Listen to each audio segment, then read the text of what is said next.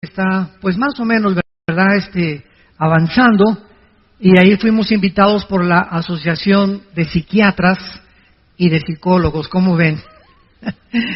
No fui invitado por pastores, sino por la Asociación de Psicología de Ecuador para darles conferencias en un hotel como este a más de 600 profesionistas, la mayoría psicólogos, psiquiatras, astrofísicos, políticos, etcétera, etcétera. Mandó el presidente Correa una representación a la conferencia, nos da mucho gusto, se lo agradecimos también. Y pues gracias a Dios por estas puertas, ¿verdad?, que Dios nos abre en todos los foros internacionales. Bueno, en esta mañana vamos a continuar con el estudio del libro de Daniel. Los que traigan su Biblia lo pueden abrir en el libro de Daniel. Los que no traigan Biblia, siéntense con un cristiano.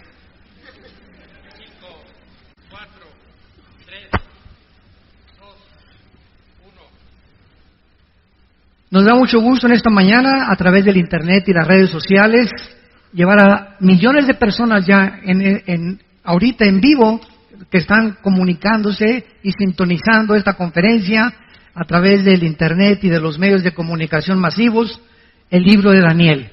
Y nos encontramos en el capítulo 9.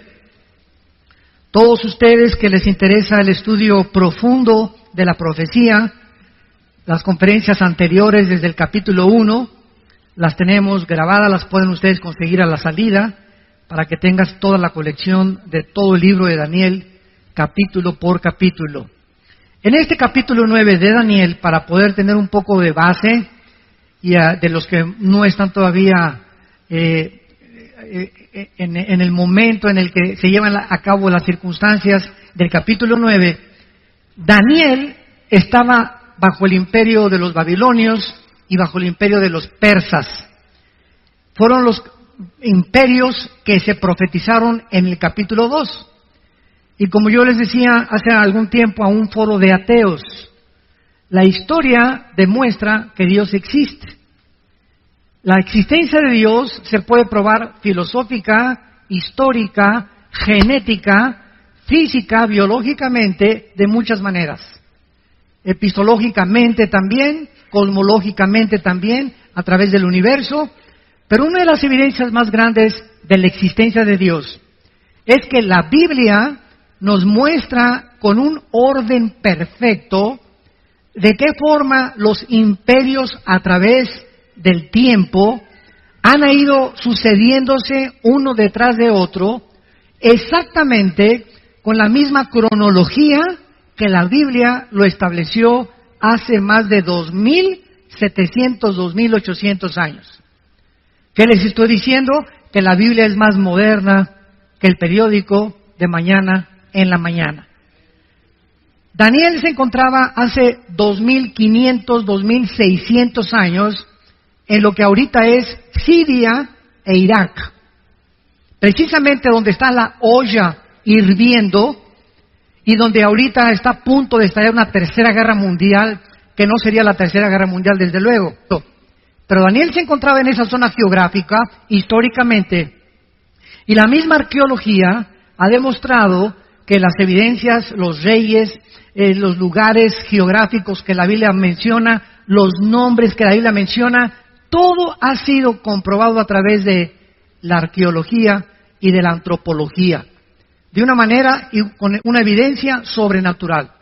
Entonces Daniel se encontraba ahí y entonces él lee el libro de Isaías capítulo 25, porque Jeremías fue antes que Daniel, y Jeremías había profetizado que los judíos iban a estar en Babilonia exiliados o cautivos 70 años, y que al acabar la cautividad babilónica se les iba a permitir regresar a Jerusalén.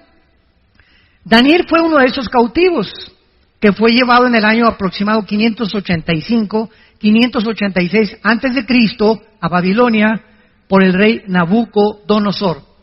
Entonces Daniel comienza a leer a Jeremías y descubre que está a punto de terminarse la cautividad babilónica, que los 70 años se iban a acabar ya, y comenzó Daniel a preguntarse, ¿y ahora qué va a ser de nosotros? ¿Cuál es tu plan, Señor, para nosotros? ¿qué, ya has dejado a Jerusalén o nos vas a volver a disciplinar?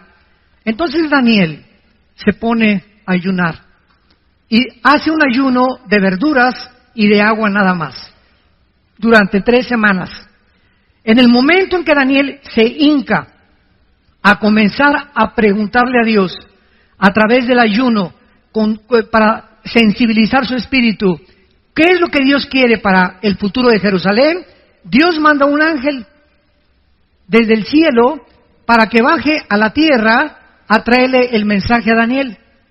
Y la Biblia nos dice en el capítulo 10, cuando lleguemos al capítulo 10, que otro ángel, principado de Satanás, sale a intervenir, a obstaculizar que el ángel enviado por Dios llegara a la tierra y le diera el mensaje a Daniel. Entonces vemos en la Biblia que existe en el mundo espiritual que nos rodea un conflicto, una guerra cósmica que es real, y todos los acontecimientos que se suceden aquí en este planeta tienen repercusiones espirituales en el mundo invisible. Y el único libro de los billones de volúmenes de literatura que existen en las librerías, el único libro, y de los que se consideran sagrados o religiosos, la Biblia es el único libro que nos muestra qué se encuentra detrás de las cortinas en el mundo espiritual. Ni el Tripitaka de Buda, ni el Ramayana de los Vedas, ni el libro del Mormón, ni el libro del Corán del Islam, ningún libro sagrado que tú menciones menciona las profecías y la certidumbre con la que la Biblia nos muestra el futuro. Muy bien, entonces viene una guerra y está el ángel ahí peleándose en el espacio, y en eso el ángel de Dios pide ayuda para que venga el arcángel Miguel. La palabra arcángel significa el principal o el primero de los ángeles. Y de acuerdo a la Biblia, Miguel es el arcángel que defiende exclusivamente a la nación de Israel. Está comisionado Miguel para poder defender a Israel. El de México no es Juan Diego, ¿eh? Porque alguien me preguntó hoy en la mañana eso. Dije, no, espérame tantito, ¿verdad? Ni siquiera históricamente ha sido comprobada la historia de Juan Diego. Bartolomé de las Casas, que fue de los misioneros más antiguos en el siglo, ¿verdad? 1600, 1700, que se supone que pasó este milagro, ¿verdad? Ni siquiera lo documenta en ninguno de los escritos que existen. Bueno, pero no vamos a ocupar de eso. Entonces viene una guerra espiritual. Y vemos nosotros que cuando los cristianos oramos, en el momento en que cierras tus ojitos, así como la ves, puede estar en VIPs, puede estar ahorita, ir manejando, o en el momento que tú mandas un telegrama a Dios, o haces contacto con Dios cuando dices, Jesús, o Padre Santo que estás en el cielo, te pido que mi hijo que ahorita se acaba de ir, te pido ahorita que voy a llegar, dame sabiduría, te pido por esto, te pido por aquello, llévame con lo que tú quieras orar. En el momento en que tú te pones a orar, se desata una guerra. Se desata una guerra. Si había demonios que iban a tratar de detener en la carretera a tu hijo, en el momento en que tú despides a tu hijo y lo bendices, y le dices, en nombre de Jesús te bendigo, y te pido, Señor, que lo guardes, inmediatamente responden los ángeles de Dios para frustrar e impedir y abortar tal vez un crimen, un asesinato o un accidente.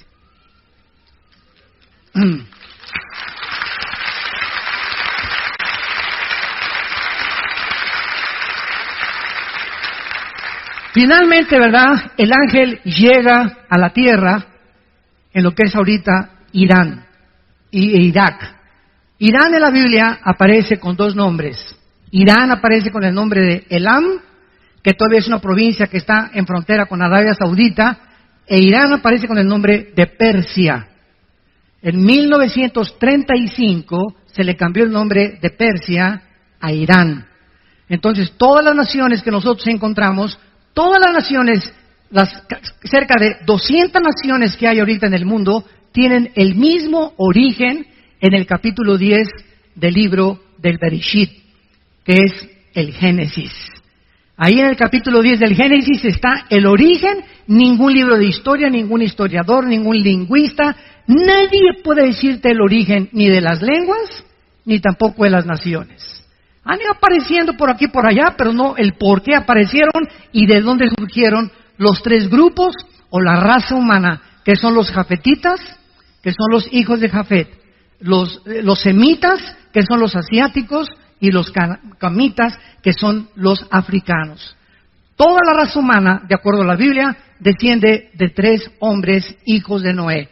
Jafet fundó todo lo que es el mundo de Europa, que es todo el mundo, ¿verdad?, de la raza blanca.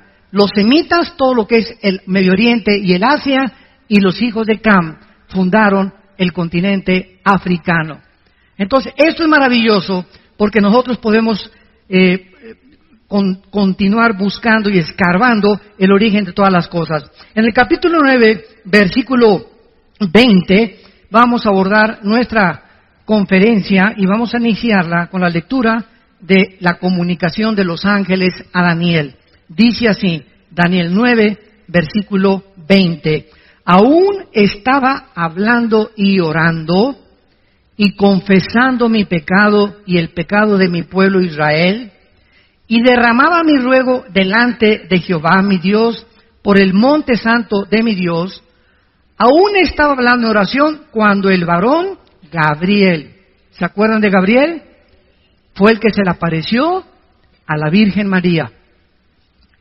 Fue el que le dijo a María, el santo ser que nacerá en tu vientre será llamado Hijo de Dios. Es el mismo ángel mensajero principal o el correo de Dios. Gabriel, dice la Biblia, es el que Dios envía para darle el mensaje a Daniel. Y dice Daniel, a quien había visto, versículo 21, en la visión al principio, volando con presteza, vino a mí a la hora del sacrificio de la tarde. Y escuchen ustedes lo que dice el versículo 22. Me hizo entender. Todos nosotros tenemos un entendimiento limitado.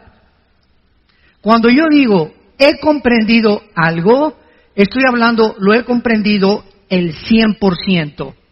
Pero cuando nosotros hablamos de Dios, es un ser o un ente incomprensible. Dios no puede ser comprendido el 100% por ningún ser humano. El conocimiento o la comprensión que podamos nosotros tener de Dios, de acuerdo a lo que calculó Alberto Einstein, un científico alemán nacionalizado norteamericano antes de la Segunda Guerra Mundial, dijo que tal vez el coeficiente intelectual del ser humano alcanzaba un 7 o un 8%. Así que parece que perdimos el 95% del entendimiento y la comprensión del mundo espiritual y del universo. ¿Cuándo fue esta pérdida? En la caída del huerto del Edén por Adán y por Eva.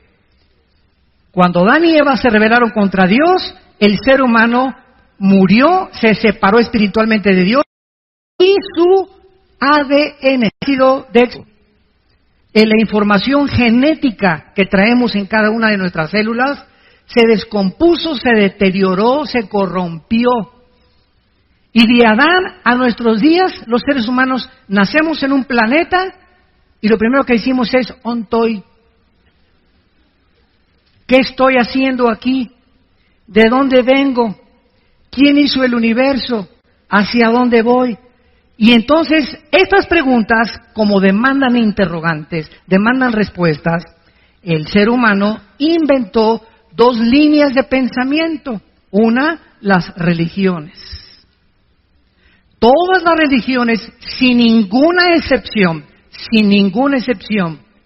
tienen dos factores comunes denominadores. Todas las religiones, sin ninguna excepción, buscan a algo o a alguien, las estrellas, las pirámides de Teotihuacán, la fuerza, el dios Sol, Neptuno, como tú quieras, buscan algo para poder congeniarse con esa fuerza invisible sobrenatural a través de las buenas obras. Todas las religiones enseñan, llámese mormonismo, catolicismo romano, judaísmo, todas enseñan que tienes que hacer algo bueno para ganarte al cielo. Y además todas las religiones invocan o apelan a los sacrificios. Y vemos a la gente pues cargando cruces, yéndose a rodillas a la villa, golpeándose la espada con pales, etcétera, etcétera. Sería el colmo, ¿verdad?, que los cristianos digan, es que voy a ayunar para que Dios sane a mi hija. O voy a ayunar para que pueda Dios darle la escuela a mis hijos. Dios, no, ese sacrificio, imagínense a Dios, ay Juanita, si el arcángel le dice, oye Señor, ya tiene una semana sin comer Juanita, ¿le sanas a su hija? Oye, qué Dios tan misericordioso, ¿no? Que está esperando, ya me viste Señor, ahora sí me tengo una semana sin comer y sin beber agua, Señor, ahora sí me sanas a mi hija. Así es, quería que te sacrificaras y ya que te viera como la lengüita, como los perritos ladrando, entonces voy a sanar a tu hija. Nunca ayunemos para echarle manita de puerco a Dios. Nunca, el ayuno no es para eso. El ayuno es para buscar su voluntad en la Biblia. Y si no tienes tiempo de la Biblia, no ayunes. Porque si tratas de ayunar y te vas al trabajo o tienes diabetes, olvídate, ¿verdad? Vas a acabar en el psiquiátrico o en la otra vida. Entonces tenemos que entender claramente, ¿verdad?, la razón por la cual Dios nos dice eso. Y esta es la razón por la cual dice el versículo 22, que Dios tuvo que mandar, esto es antes de Cristo. El Espíritu Santo del Antiguo Testamento no había bajado.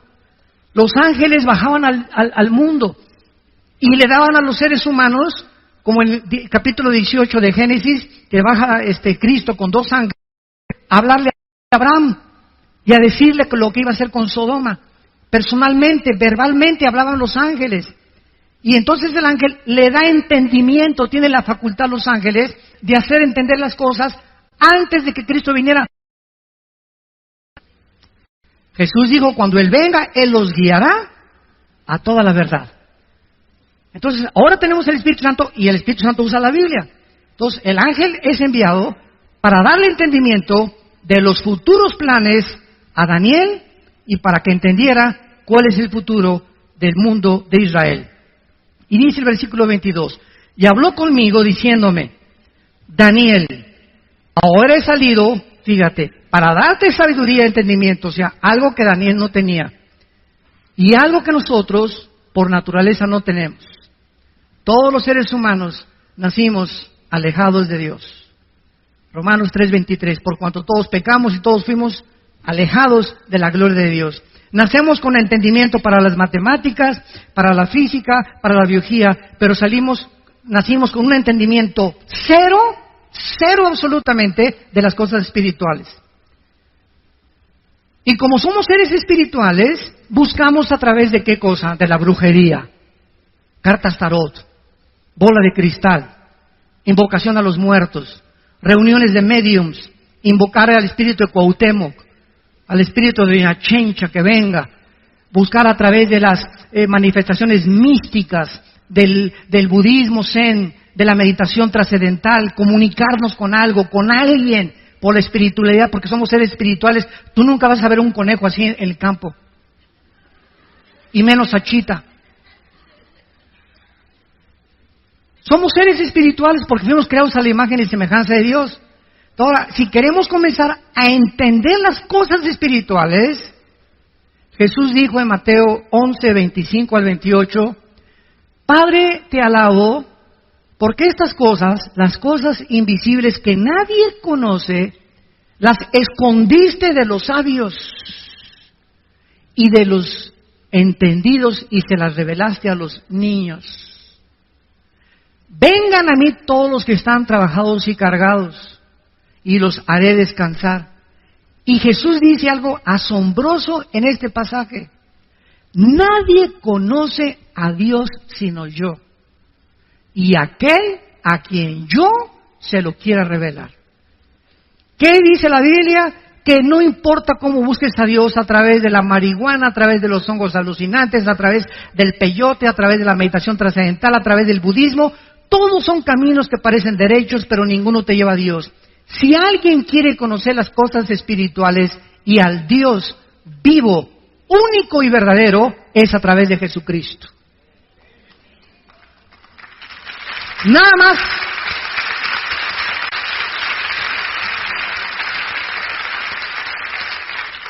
Él descendió del cielo, precisamente, dice Juan 17, versículo 3 y 4, tú me diste, Padre, el poder de bajar al mundo donde están todos estos seres humanos con un entendimiento de un 5 o 6%, completamente ciegos de lo que es el mundo espiritual, de ti, Padre, y de todo lo que pasa en sus vidas, de dónde vienen, quiénes son, a dónde van, y tú me has dado a mí el poder de bajar al mundo y darles vida eterna.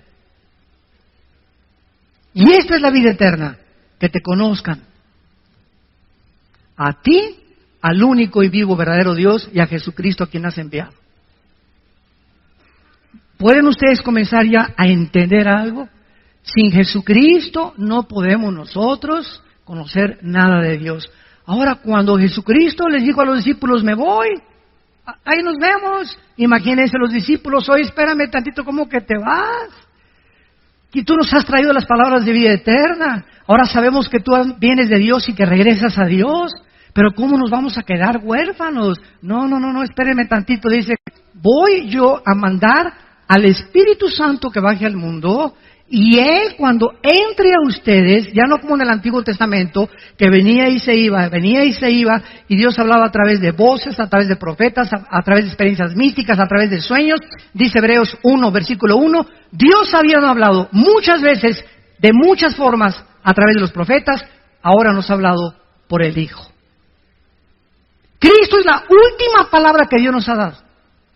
Y el que no escucha al Hijo no tiene la vida. Estás escuchando voces extrañas. Si no es la voz del Hijo, estás escuchando la voz del enemigo. Y ahora el Espíritu, cuando recibes a Cristo, entonces por eso reciban a Cristo, por favor. Ese es el mensaje, es la carta que le entregamos al mundo. Abre tu corazón a Cristo, porque cuando le abres tu corazón a Cristo y crees que en la cruz Él paga por tus pecados, Él entra a tu vida en la persona del Espíritu Santo. Y el Espíritu Santo te comienza a destapar la calabaza que tenemos aquí. Y entonces, como cuando llegas a una clase de japonés, puros signos y no entiendes nada. Ah, pero está el maestro japonés. Mira, esa es la A. Ah, si usted no me dice cuál es la A, yo no voy a decir, pues yo creo que esta es la A. No es lo que tú creas, es lo que es. Pues yo creo que Dios es así. Pues Dios no tiene esa chance que fueras así ni pensaras así. Pues yo pienso que Dios va a mandar a todos al cielo y que nadie se va a condenar. Es lo que piensa mi Chencha también. Dios no nos llega a nosotros que nosotros determinemos cómo es Él. Él es el que nos quiere revelarse. ¿Cómo es Él? A través de su Hijo. Y una vez que tienes a Cristo, vienes a la Biblia y Dios usa nada más la Biblia. No usa ningún otro libro más que la Biblia. Y a través de la Biblia, ya con el Espíritu Santo, comienzas a leer.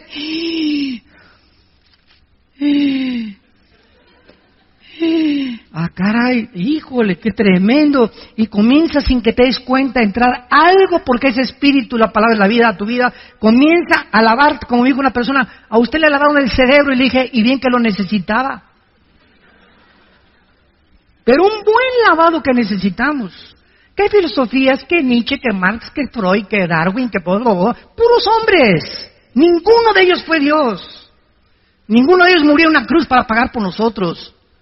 Es Cristo el único que Dios escogió para darnos a conocer al Padre. Entonces, esta es la razón por la cual necesitamos para entender.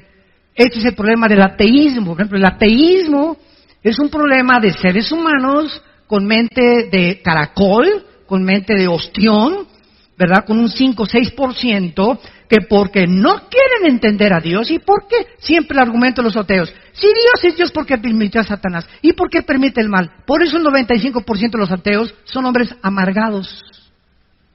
El 95% de los ateos son personas amargadas contra alguien que no existe. Qué ridículo, ¿no? Persiguen toda su vida y atacan toda su vida a alguien que no existe. Esto es increíble, ¿verdad? Es contradictorio de una forma intelectual y filosófica. Pero es el problema del ateísmo. Oye, espérame, señor ateo, ¿tú reconoces que tu mente es limitada? Y, bueno, si tú reconoces que tu mente es limitada, ¿puede un niño de 3 años de edad entender la ecuación de Alberto Einstein, E igual a mc al cuadrado? ¿Qué es la teoría de la relatividad? No, pues tú eres igual que ese chamaco, cabeza y calabaza. ¿Quieres con tu mente limitada entender los pensamientos, suponiendo y asumiendo ya que existe Dios? Tiene que ser infinitamente superior a lo que nosotros podemos imaginar. Y si Él no baja y Él no nos revela y nos dice cómo es inútil tratar en nuestra limitación de comprenderlo. Es imposible. Y se dan cuenta por qué el ateísmo es una filosofía insostenible dentro de la misma lógica y la misma filosofía. Es ridículo. Es una soberbia impresionante. Es que si yo fuera Dios, bueno, pues no eres Dios. Cabeza de langosta. Le dice en esta oración, versículo 23, al principio de tus ruegos, le dice el ángel, fue dada la orden, Daniel. Y yo he venido para enseñártela, porque tú eres muy amado. Porque tú eres muy amado. Romanos 8, 28 y 29, ¿se acuerdan? Todas las cosas contribuyen a nuestro bien, no a todos, a los que aman a Dios. Si tú amas a Dios con todo tu corazón y con todas tus fuerzas, no hay nada que ahorita estés pasando, no hay nada. El problema que tú me digas que tienes ahorita, que no esté Dios trabajando a tu favor. Aunque ahorita parezca que las circunstancias están en tu contra, hay un mundo invisible espiritual en actividad de poder de Dios que está obrando, que esto que parece que está en tu contra, lo va a convertir Dios para tu bien. Sigue confiando en Él. Guarda silencio en Jehová y Él te concederá las peticiones de tu corazón. Tenemos que, y esto es lo que es la fe, ¿verdad? Entender que Dios está de nuestro lado. Si Dios con nosotros, ¿quién contra nosotros? Tarde o temprano, José fue vendido por sus hermanos. Imagínense a José. Imagínate que tus hermanos te saquen a patadas de tu casa. Y que te venden, que te lleven allá a Tepito, que te lleven allá a Ciudad Neza. Y, ¡ay! Llévense a que póngalo a repartir droga, póngalo a pedir limosna y que te corran de tu casa. ¿Qué emociones y sentimientos invadirían tu ser? La amargura y el rencor contra tu familia. Mi propia familia me escupió y me sacó y me corrió. Y lo vendieron a José y se lo llevaron hasta Egipto. Y ahí en Egipto entra a trabajar con el capitán, ni más ni menos, de la guardia del faraón. Y cuando el faraón, se va el jefe de Egipto, el faraón se va a un viaje, no misionero, ¿verdad? Se fue un viaje de guerras que tenían conflictos, se queda la esposa del faraón, ¿verdad? Solita, y le decían la leona del Lerma. Era una mujer insatisfecha sexualmente. Y agarra a Josecito, ¿verdad? Pepinillo, ven para acá. Le voy a para maravillosa. Para que se acueste bien como Tito. Y lo agrede, y lo agrede, y lo agrede a Daniel. Y por no meter ella y se echa a correr porque el temor de Dios, agarra su saco ella. Llega Potifar, el capitán de la guardia, y le dice, entonces, este hombre, ¿verdad?, me quiso violar, y lo meten a la cárcel, todavía que lo venden sus hermanos, todavía que se va como esclavo, todavía que lo meten a la cárcel, sale de la cárcel, pasan muchos años, viene el hambre en Egipto, él comienza a guardar la comida para sus hermanos, y cuando sus hermanos lean el capítulo 50 del libro del Génesis, que es donde acaba, llegan los hermanos de Egipto, y José los ve, él ya era gobernador de Egipto, porque lo hace el faraón, el gobernador de Egipto. Al ver a sus hermanos se ponen a llorar. ¿Cómo es posible? Te vendimos y todo. ¿Y saben qué contesta José? Ustedes buscaron un mal contra mí, pero Dios lo convirtió para el bien. Por eso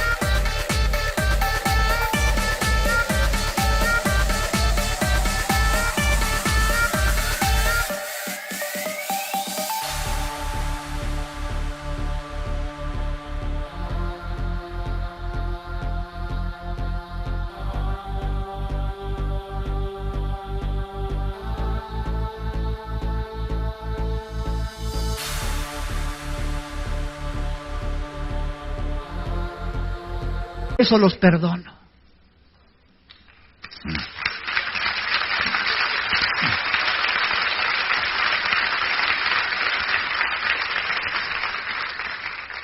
Cuando confiamos en Dios, y el veneno más grande de la vida cristiana, nunca se te olvide lo que te voy a decir, el veneno más grande de tu vida, que te impide que Dios te siga guiando, que te impide entender, que te impida continuar, es la amargura.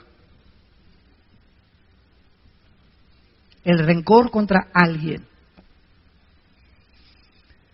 Hagan lo que nos hagan, hagan lo que te hagan, que te vendieron, que te violaron, perdona 70 veces 7 y libra tu corazón de no estar amargado contra nadie.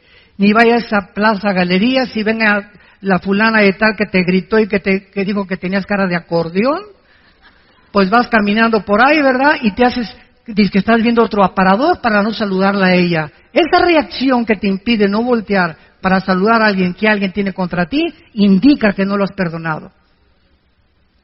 La única forma que tú puedes saber que has perdonado a alguien es cuando esa persona que te lastimó, tú no reaccionas enfrente de ella. Tú no reaccionas negativamente enfrente. ¿Sabes qué? Dios te bendiga. Tú me puedes odiarme lo que quieras. Me hiciste lo que quieras. Yo aquí estoy, yo te bendigo, yo no tengo nada contra ti. Ese es tu problema. Si tú tienes problemas conmigo, eso, pero yo yo no tengo nada absolutamente contra ti. Ese es el secreto más grande, porque dice Santiago capítulo 4 que Dios da gracia a los humildes. Muy bien.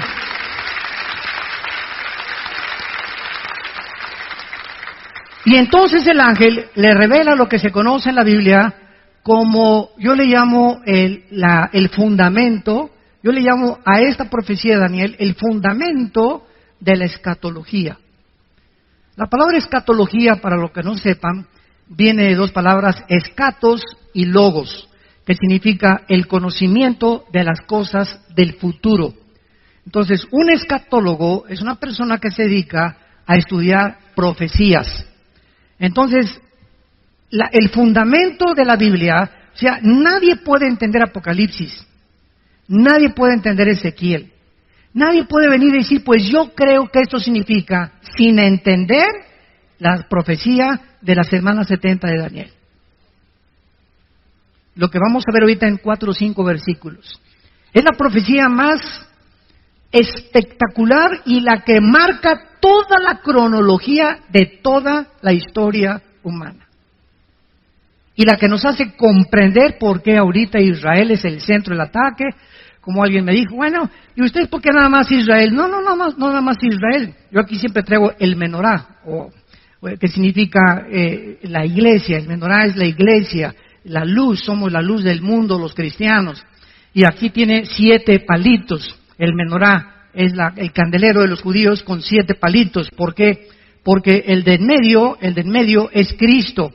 Y si los otros 3 de un lado y los otros 3 del otro lado es la iglesia.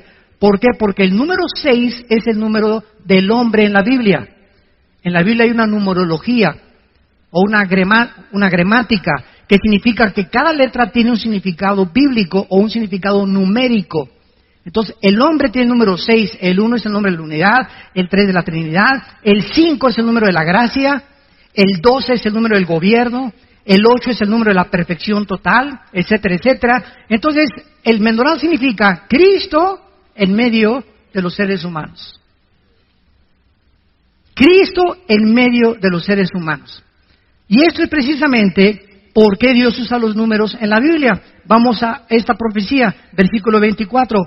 70 semanas están determinadas sobre tu pueblo y sobre tu santa ciudad. En la Biblia había semanas de días y de años. La palabra 70 es la palabra Shivin Shabun.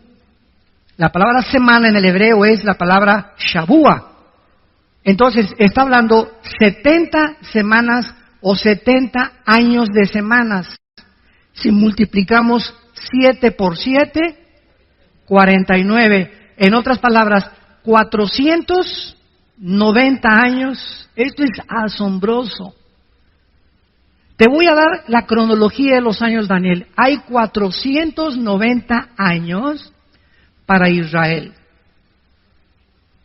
Y cuando se cumplan los 490 años, yo regreso. Y cuando los más grandes físicos, matemáticos, y aquellos que han estudiado las leyes de las probabilidades también matemáticamente, en la Biblia matemáticamente también se demuestra que la Biblia es algo sobrenatural, han calculado exactamente la cantidad de años que se profetizó. Se lo voy a dar resumidamente para después abordarlo poco a poco. Ya se cumplieron 483 años. Vamos rápidamente a ver, nos vamos a brincar el 24 para darles un resumen. Sabe y entiende que desde la salida de la orden, y dice cuándo comenzar a contar, desde que salga la orden para restaurar y edificar a Jerusalén hasta cuando venga Cristo, desde que se dé la orden para edificar Jerusalén hasta el Mesías príncipe, habrá 7 semanas y 62 semanas, y se volverá a edificar la plaza y el muro en tiempos angustiosos. Y después de las 62 semanas se quitará la vida al Mesías. ¿Quién podría si no es Dios? Hace 2500, 2600 años dejarnos un documento como el que tenemos en nuestras manos y poder profetizar con tanta exactitud para que podamos comprender claramente que solo Él puede poner el orden y los tiempos. Escuchen ustedes, esto es absolutamente tremendo. Aproximadamente en el libro de Nehemías capítulo 2 se dio la orden para restaurar Jerusalén en el libro de Nehemías. Y del libro de Nehemías hasta el Domingo de Ramos. Apúntalo. Que fue en febrero del año 445 antes de Cristo, cuando se dio la orden de restaurar Jerusalén. Y cuando Cristo llega a Lucas 22, al Domingo de Ramos, y en un burrito cabalgando, y todos creían que ya viene el Mesías, y de acuerdo a las profecías del reino, el Mesías va a establecer su reino, y vamos contra el Imperio Romano, y se acabó ya el yugo del Imperio Romano, llega Jesucristo en un burrito, no en un caballo blanco como esperaban todos los conquistadores en el tiempo antiguo. Al entrar y declarar la victoria, entraban en caballos blancos. Eso lo hará Cristo hasta el capítulo 19 de Apocalipsis, cuando venga ya venciendo a todas las naciones con nosotros. Llega en un burrito Jesucristo y se para sobre Jerusalén. Y ahí enfrente, en Jerusalén, dice unas palabras tremendas en el capítulo 23 de Mateo, versículo 37, se los voy a leer rápidamente. Jerusalén, Jerusalén, que matas a los profetas y apedreas a los que te son enviados. ¿Cuántas veces quise juntar a tus hijos, como la gallina junta a sus polluelos debajo de sus alas, y no quisiste? He aquí vuestra casa os es dejada desierto, pero en verdad les digo que desde ahora no me veréis hasta que digáis Baruch Hashem Adonai Elohim, que en hebreo significa bendito el que viene en el nombre del Señor. Baruch Hashem Adonai Elohim. Y esto lo vamos a ver en la profecía, que es exactamente en ese momento cuando Cristo declara esas palabras, que Dios deja de tratar con Israel. Pero si le sumamos a 483, 7 años son los 7 años que faltan para que se cumpla la profecía de la semana 70 de Daniel. Y estos 7 años serán los 7 años de la gran tribulación. Por eso la iglesia es imposible que vaya a atravesar la tribulación, porque no nos ha puesto Dios para la ira. Si regresamos a Daniel, vemos claramente para quién es esta profecía. Versículo 24, 70 semanas, o sea, 490 años, están determinados sobre tu pueblo y sobre tu santa ciudad, no a la iglesia. Ahí está el conflicto de muchas personas, o teólogos, o escatólogos, que tratan de interpretar que la iglesia va a pasar la tribulación o esto y el otro, simplemente porque no han entendido las 70 semanas de Daniel. Que eso es una profecía exclusivamente para Israel. Dios tiene un plan para Israel, síganme con cuidado, Dios tiene un plan para la iglesia. El plan de Dios para Israel y el para la iglesia son diferentes. Esto se llama dispensacionalismo. Cuando venga Cristo por nosotros en el arrebatamiento, en el momento que seamos sacados, tal vez un año antes, un mes antes, 3 días antes, inmediatamente un hombre en el Medio Oriente va a firmar un tratado de paz entre los árabes y los judíos. Este hombre se llama en la Biblia la bestia, el cuerno pequeño, el anticristo. Y en estos 7 años, supuestamente, él va a traer la paz. Va a venir con una bandera de paz. Apocalipsis 6, el caballo blanco, que es el caballo del primer jinete de Apocalipsis, viene con un arco sin flechas, implicando que viene con símbolos de paz, engañadora. Y estos 7 años, la iglesia ya no está aquí. Ya nos fuimos. Adiós, mundo cruel, ya nunca te veré. See you later, alligator. Como dice la canción, ¿verdad? Ahí nos vemos, mundo cruel. Nosotros nos vamos, escuchen esto, y al irse nosotros, mucha gente cree que el Espíritu Santo se va con nosotros. Pero el Espíritu Santo es omnipresente por el amor de Dios. El Espíritu Santo no puede decir, aquí no está el Espíritu Santo. Es omnipresente, Él está en todo lugar, en todo momento. Claro que habitando de una forma especial en nosotros los cristianos, desde luego.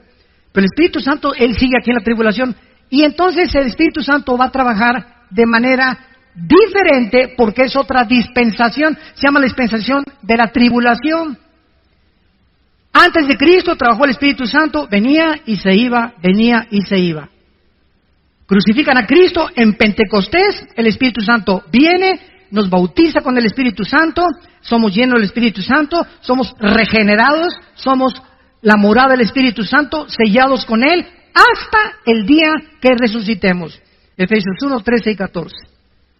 Y cuando ya resucitemos y seamos transformados y nos vayamos con Cristo, el Espíritu Santo, dice Apocalipsis 7, que va a sellar en las frentes a 144,000 judíos. Y cuando estamos hablando de que en la frente es porque será algo visible para que sea visto, como lo hacía muchas veces en el Antiguo Testamento. Es otra manera en que el Espíritu Santo y el Evangelio que se va a predicar en la tribulación se llama el Evangelio eterno. Ahorita estamos predicando el Evangelio de la gracia de Dios en la cruz. Y en la tribulación será el Evangelio del reino y de la eternidad. Y los ángeles van a ayudar a predicar a estos 144,000 el Evangelio. Así que nadie se va a quedar sin ningún testimonio. Y estos 144,000 judíos, escuchen esto, ustedes no se imaginan, hay miles de mexicanos de ascendencia judía. Miles de italianos, costarricenses, etíopes, de Indonesia, españoles, franceses, ingleses, alemanes. Los judíos están repartidos en el mundo. ¿Por qué? No solamente los que están en Jerusalén y en Israel son judíos. En el año 700, antes de Cristo, el imperio de los asirios llegó a Israel y agarró a las 10 tribus de Israel y se las llevó cautivas al norte, a Siria, donde está la guerra ahorita civil. Y desde el año 700 hasta nuestros días, estamos hablando de 2700 años, los judíos se perdieron y se dispersaron y se mezclaron con todas las naciones del mundo. Y hay judíos rusos, judíos negritos, judíos blancos, judíos mexicanos, etcétera, etcétera. Así que estos 144,000 judíos, muchos creen que solamente van a salir de Israel. No es verdad. Están mezclados en cientos de naciones, decenas de naciones. Somos 200 naciones ahorita en el mundo. Entonces, es la forma como va a operar el Espíritu Santo en aquel tiempo. Regresamos a Daniel y rápidamente dice, 490 años, 70 semanas están determinadas sobre tu pueblo, sea Israel, y sobre Jerusalén, tu santa ciudad. Y vean ustedes lo que se enumera a continuación que es lo que se conoce como las 6 profecías para la nación de Israel. Número 1, versículo 24. Dice así: para terminar la prevaricación, vamos a profundizar mucho en esto, y es importante conocer el significado de las raíces hebreas, de las palabras que se tradujeron al castellano. La palabra prevaricación en el hebreo es peshá, con P de papá y SH, así como suena peshá. Esta palabra se usa el 90% en el Antiguo Testamento y se traduce rebelión. Cuando un hombre es peshá, es un hombre rebelde. O cuando es peshá, es algo que una rebelión que está propagando contra alguien. Entonces, Dios está diciendo, van a pasar 490 años hasta que se termine la rebelión. O sea, el pueblo judío actualmente está en rebelión contra Dios. ¿Sabían ustedes, verdad? Gracias a Dios que hay, se calcula, 150,000 judíos, estoy hablando étnicamente, que ya aceptaron a Yeshua o a Jesús como su Salvador. Y se llaman congregaciones mesiánicas. Y casi siempre cuando hay un movimiento en la historia cristiana que se está gestando, por ejemplo, viene el movimiento carismático y se fueron a un extremo. Viene el movimiento de las lenguas y se fueron a un extremo. Viene el movimiento del mesianismo y se fueron a un extremo. Pero todo tarda tiempo porque somos bien imperfectos. Somos bien imperfectos. Entonces, para que cuaje la gelatina y para que se cocine el arroz, necesita meterse un tiempo, ¿verdad? El pastel se mete a que media hora en el horno y todo tarda hasta que ya sale cuajadito, ya sale cocido, y hasta que esté cocido no se puede comer. Y así pasa con los movimientos en la vida cristiana. Yo me recuerdo en los 70s, yo me convertí en el 74, yo llegaba a iglesias donde Dios sabe que estoy hablando la verdad. Y me agarraban con pinzas la lengua y me la jalaban y me decían, hablen lenguas. Y me jalaban la lengua con pinzas como de madera para que hablen lenguas. Y me daban zapes por detrás. Hable. ¿Cómo lo hace? Menos voy a hablar con esas pinzas en lengua, ¿no? Y después ya llegó al extremo completo, pero ya fue el extremo total cuando dijeron que si no hablabas en lenguas, no tenías al Espíritu Santo. Dios mío, Ave María.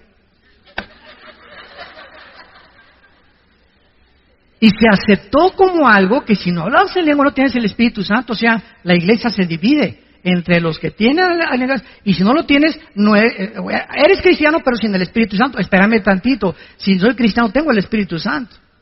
Porque la palabra cristiano es ungido pequeño. ¿Quién es un cristiano? No es el que va a la iglesia, no es el que pertenece a una religión, no es el que es bautista, presbiteriano, nazareno, o Vía Nueva para México, Amistad Cristiana. Es la persona que tiene al Espíritu Santo, no importa dónde tú vayas. Claro que tiene que ser congregación que tenga las bases, la autoridad de la Biblia, desde luego, ¿no? Pero lo que nos hace cristianos no es el edificio ni la denominación, ni el bautizo, sino tener al Espíritu Santo.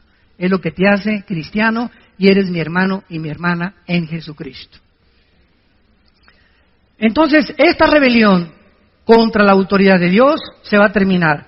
Veamos en Zacarías capítulo 12, Zacarías 12, ahí brínquense unas páginas después, sigue Joel, de Daniel, Jonás, Nahum, como unas 20 páginas yo creo, y llegamos a Zacarías 12. ¿Se acuerdan la expresión de Cristo cuando llegó a Jerusalén? Que acabamos de leer en Mateo 23. Hasta que digas Baruch Hashem Adonai Elohim, no me verán hasta que digan bendito el que me nombre. O sea, ustedes los judíos que me crucificaron y le gritaron a Pilato, sobre mí sea la sangre, sobre nosotros sea la sangre, cayó la maldición sobre ellos. Y hasta este momento, dice 2 Corintios capítulo 3, que el pueblo judío tiene una venda que hasta que se conviertan es quitada por Cristo. Entonces tú vas a Jerusalén, los que han ido, nos han acompañado en los viajes, mi hijo Alan acaba de regresar hace 2 semanas de Jerusalén, llegaron como 40, 50, 60 personas. Si tú vas a Jerusalén o vas a Israel, vas a encontrar a cantidad de judíos vestidos de negro.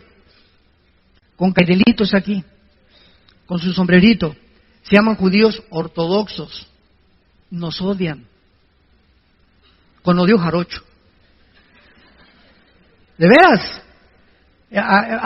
No me acuerdo, hace 4 o 5 años cuando fuimos, que estábamos en la tumba de David y entramos a orar y estábamos así como, éramos como 10 hermanos agarrados de las manos dentro de la tumba de David y entró un judío con una talir, así, comenzó a gritarnos a todos y nos comenzó a insultar, etcétera, etcétera, y todos para atrás, ¿no? Y teníamos ganas de descontarlo, ¿verdad? Pero y vamos a dar un buen testimonio, ¿verdad?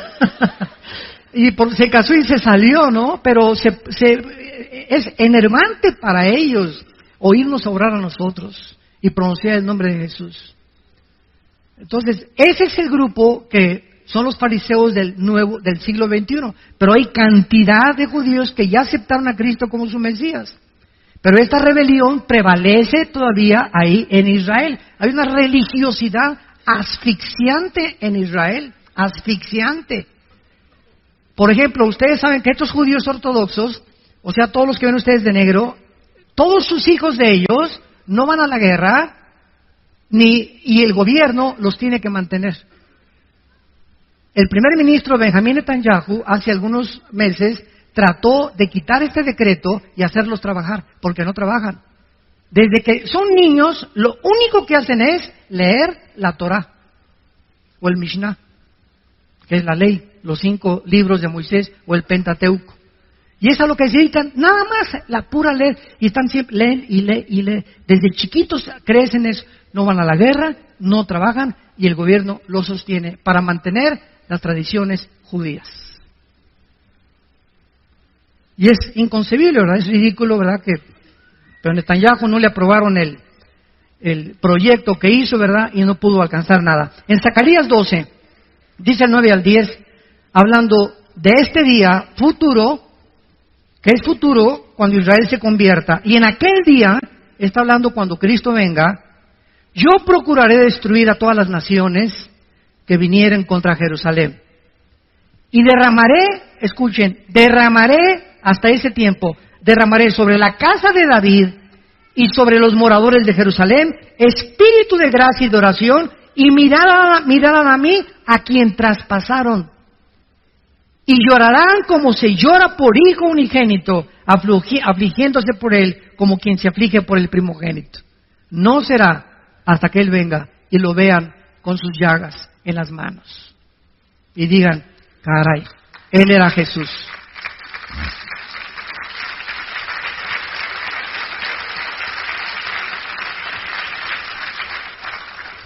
Vamos a continuar con este estudio, pero es impresionante la cronología bíblica, es impresionante el contacto que la Biblia nos da con el mundo que nos rodea, con lo que está pasando ahorita en el mundo con las naciones, y la comprensión que el Espíritu Santo nos da a los cristianos, que las gentes que no son cristianas no lo tienen.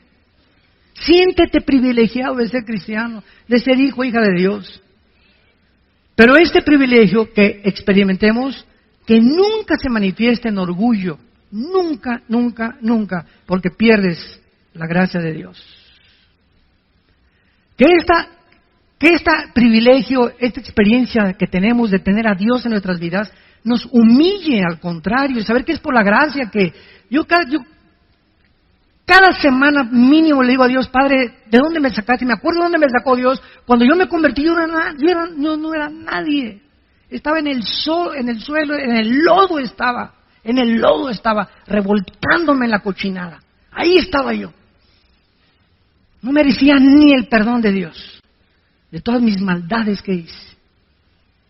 De ahí nos sacó de una cantera, de una roca, de ahí nos sacó Dios y comenzó a trabajar como los escultores y con el cincel, con el martillo y el cincel, a sacar la figura de David de una escultura, de una roca, las figuras que hacen los escultores, ¿verdad? Así Dios, de una piedra que éramos nosotros, de un carbón, nos está convirtiendo en diamantes a los cristianos. Y por eso es tan importante el sufrimiento en los cristianos y las pruebas en los cristianos. Como decía Churchill, el primer ministro de Inglaterra, cuando hace calor no te salgas de la cocina. El momento que vienen las pruebas, llévate cristiano, parece cristiano y parece... Ay, y en la iglesia hay problemas. No estás en Disneylandia, hijo. No estamos todavía en Reino Aventura. En la casa, en la iglesia, no hay ninguna iglesia perfecta. Todos está trabajando Dios con nosotros, con todos nosotros. Tenemos que tener paciencia y aguantar, porque nos está forjando a través de este fuego y purificando nuestros corazones a través de las pruebas, para que pueda brillar la paciencia y la fe brillar con máximo esplendor, porque es lo más valioso que tenemos, la fe que Él nos ha dado en su Hijo Jesucristo. Oremos. Padre, gracias por tu palabra en esta mañana, en esta tarde también. Gracias por la esperanza bienaventurada que aguarda nuestro corazón de ver a tu Hijo en persona.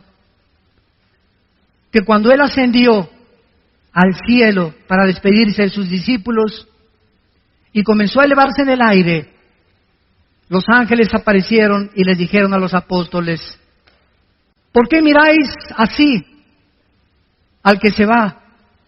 Porque exactamente como se va, regresará físicamente a establecer su reino entre ustedes. Y en aquel día secará vuestras lágrimas. Y en aquel día será como la mujer parturienta, que durante 9 meses ha sufrido. Y cuando el niño viene ya al mundo, se rompe la fuente, los dolores aumentan, pero cuando tiene esa criatura en sus brazos, todavía dice que venga el segundo o el tercero. Pero ese niño en sus brazos le hace olvidarse de todo lo que pasó, por el gozo de tener a su hijo, que finalmente está con ella, o a su hija. Y cuando tú vengas, esto le dijiste a los discípulos, así será con ustedes. En el mundo tendrán aflicción, pero confíen, yo he vencido al mundo. Y cuando yo venga, vuestras lágrimas se convertirán en gozo. Y nadie les volverá a quitar su gozo, porque ya no habrá muerte, ni enfermedades, ni sufrimientos, ni fricciones, porque todas las cosas serán hechas nuevas. En esta mañana, Dios te invita a que vengas a su Hijo Jesucristo. Lo que no has entendido, seguirás sin entendiéndolo, porque no lo tienes a Él. Pero en cuanto tú lo invites a tu vida, Él entrará a tu corazón, te quitará las vendas que cubren tu mente ahorita espirituales, y comenzarás a comprender las cosas profundas de Dios. ¿Qué tengo que hacer? Me preguntarás. Simplemente, en este instante, con tu rostro inclinado, con toda la sinceridad de tu vida, dile: perdona mis pecados, Señor. Creo que en la cruz tu Hijo pagó por ellos con la sangre que Él derramó. Creo que a los 3 días se levantó de los muertos, y te pido, Jesús, porque sé que vives, que en este instante entres a mi vida como mi Señor y mi Salvador. En tu nombre perfecto, santo y eterno.